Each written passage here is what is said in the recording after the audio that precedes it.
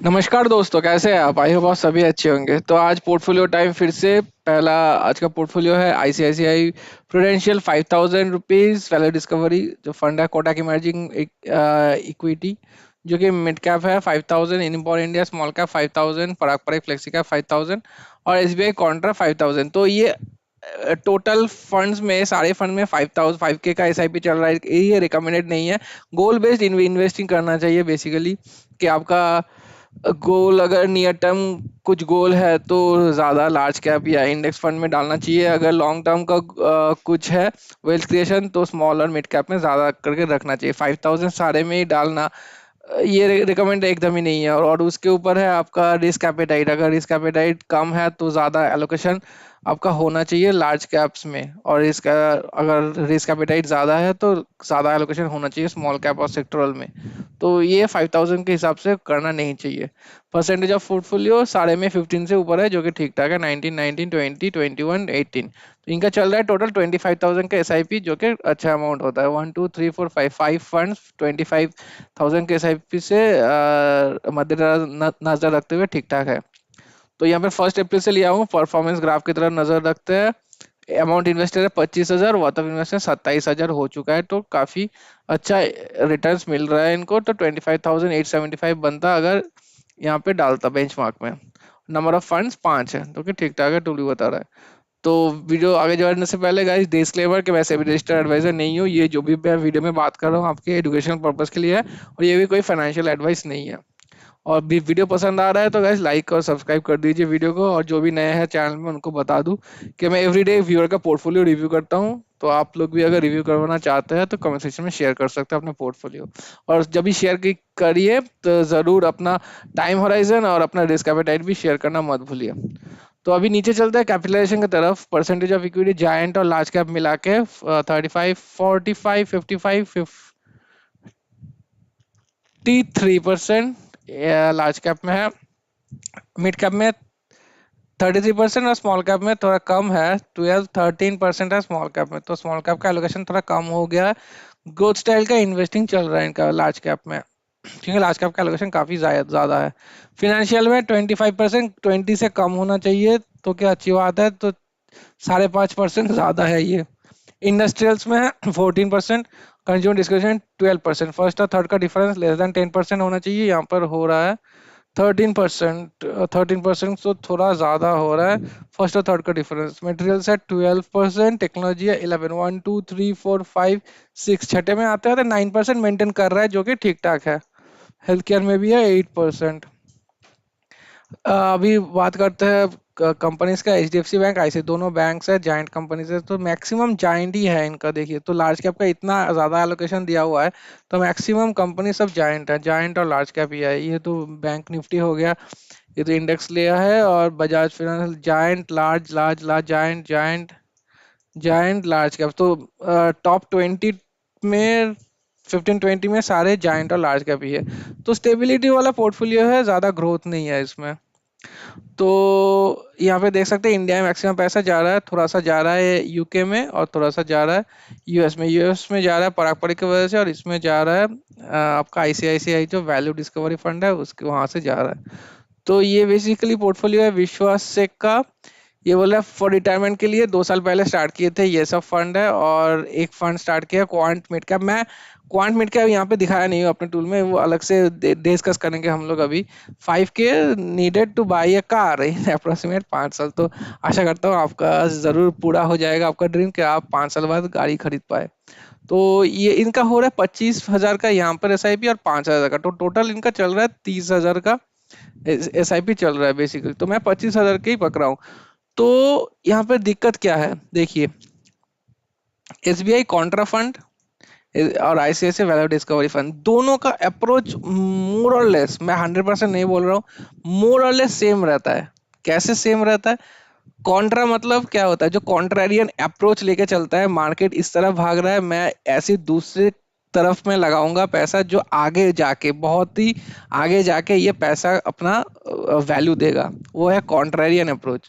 Similar होता है value value based approach. यहाँ से देखिए, Contra funds are known to be highly risky because the investment is based on the future expectation of stocks performing, which may take many years. So काफी लंबा समय आपका wait करना बन बन सकता है. Value funds too fall in the category of high risk investment. Both types of funds require a lot of patience and articulation and are meant for long term investors. तो बहुत सारा टाइम लग जाएगा.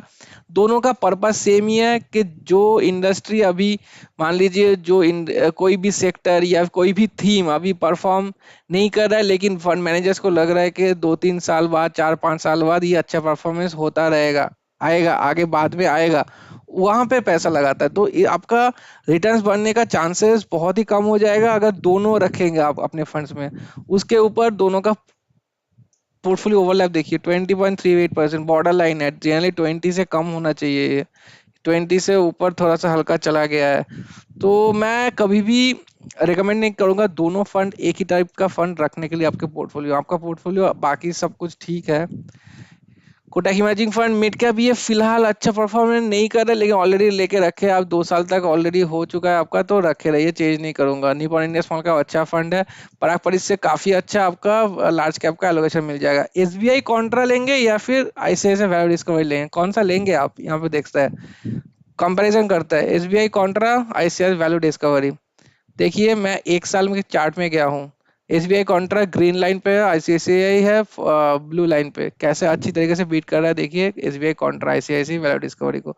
49-43 3 साल तक चलता है, 29-25 हर एक पीरियड में बीट करते हुए आ रहा है. तो आप समझ ही गए होंगे कि कौन सा लेना है आपको. उसके ऊपर देखिए एक्सपेंस रेशियो कॉन्ट्रा में 0.62, आईस वैल्यू डिस्कवरी में 1.02. फालतू का एक्सपेंस रेशियो क्यों देंगे आप लोग? ठीक है. फंड साइज भी लगभग इसका भी काफी अच्छा है, 30,000, इसका भी 42,000 है, दोनों का ही काफी अच्छा है. एग्जिट लोड बिल्कुल सेम है. रिटर्न्स तो अभी दिखाया मैं. प्रोस देखिए 3 साल 5 साल 10 साल कैटेगरी एवरेज को बीट करते हुए आ रहा है, ठीक है दोनों का ही. अल्फा देखिए 12.77, इसका अल्फा है 9.62, ऑब्वियसली अल्फा इसका अच्छा हो गया. एक्सपेंस रेशियो इसका इसका बेहतरीन है 0.62, इसका इससे तुलना में एक्सपेंस रेशियो अच्छा है.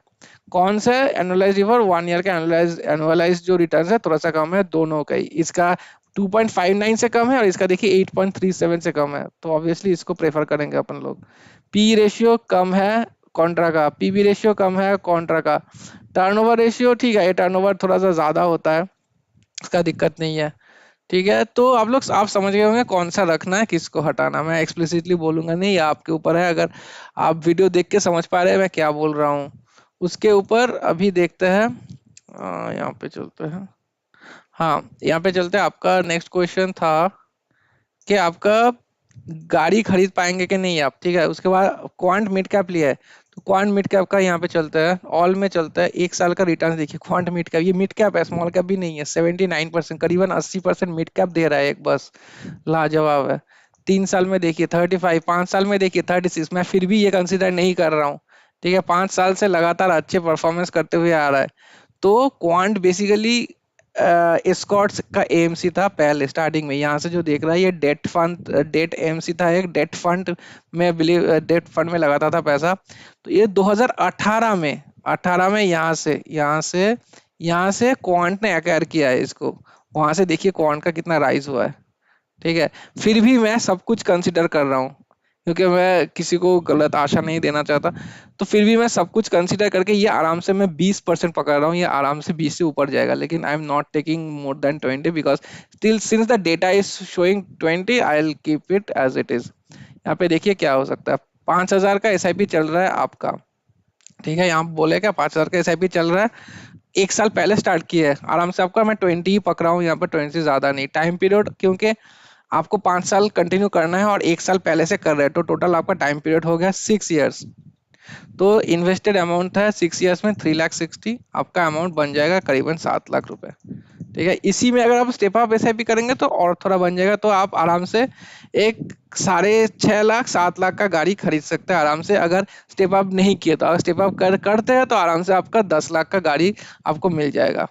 उसके ऊपर है आपका जो 25,000 एसआईपी कर रहे थे आप, ठीक है, 25,000 उसका मैं एक्सपेक्टेड रिटर्न पकड़ा हूँ 18%। वो 20% नहीं पकड़ता है उसको, क्योंकि फ्लेक्सी कैप है, कॉन्ट्रा फंड्स है, काफी ऐसे ऐसे फंड्स है जो कि ऊपर जा भी सकता है, नहीं भी जा सकता है, और फ्लेक्सी कैप में ज्यादा लार्ज कैप का एलोकेशन रहता है, इसलिए नहीं पकड़ा हूँ ज्यादा। मिड कैप भी है वहां पर। टाइम पीरियड है आपका 12 साल के लिए। यहाँ पे दिखा होता हूँ, एक सेकंड रुकिए। यहाँ पे बोल रहे हैं कि हाँ, 2 साल पहले शुरू किए आप, ठीक है। यहाँ पर ये वाला जो 25,000 का एसआईपी है, 2 साल पहले शुरू किए, मतलब अभी मैं पकड़ रहा हूँ, क्योंकि आपको टाइम होराइजन ये इसका बोले नहीं है। तो 10 साल पकड़ रहा हूँ, आपका टाइम होराइजन है इसका, क्योंकि आप वेल्थ क्रिएशन रिटायरमेंट के लिए बोल रहे हैं। तो 10 क्यों, 15 ही पकड़ सकते हैं इसको। रिटायरमेंट में काफी टाइम होगा आपका। 15 ही पकड़ते हैं, ज्यादा नहीं पकड़ते। 15 + 2, क्योंकि 2 ऑलरेडी हो चुका है आपका, 17 साल पकड़ते हैं इसका। तो 17 साल के हिसाब से यहाँ पर 17 करता है, 18% का एक्सपेक्टेड रिटर्न है। तो आपका 51 lakhs आपका इन्वेस्टेड अमाउंट रहेगा। रिटर्न देखिए 3 करोड़ 35 lakhs। तो आपका काफी ज्यादा अमाउंट बन जाएगा आफ्टर 17 साल। इसी में भी आप अगर स्टेप अप एसआईपी करता है तो सोचिए कितना बढ़ सकता है। 4.5 5 लाख 5 करोड़ क्रॉस कर सकता है इसका। तो आपका अमाउंट तो बन ही जाएगा। आप अच्छे से बने रहिए, इन्वेस्टेड हो बने रहिए। और मैं जो बोला उस पर ध्यान लगाइए थोड़ा, कि दोनों फंड्स एक साथ नहीं रहना चाहिए, बट फिर भी कुछ भी चेंज करना हुआ तो खुद से रिसर्च कीजिए, और थोड़ा अपने एडवाइजर वगैरह, फाइनेंशियल एडवाइजर जो भी है आपके पास, उनसे पूछ के ही कीजिए। और पसंद आए तो आपका विश्वा जी, पसंद आए तो लाइक और सब्सक्राइब तो किए हुए हैं आप। वीडियो लाइक और शेयर कीजिए अपने फ्रेंड्स और फैमिली के साथ। और जो भी नए हैं गाइज, अपना अपना आपका भी पोर्टफोलियो अब चाहते हैं कि मैं रिव्यू करूं, तो कमेंट सेक्शन में शेयर कर सकते हैं। Thank you so much for watching. Have a very good day.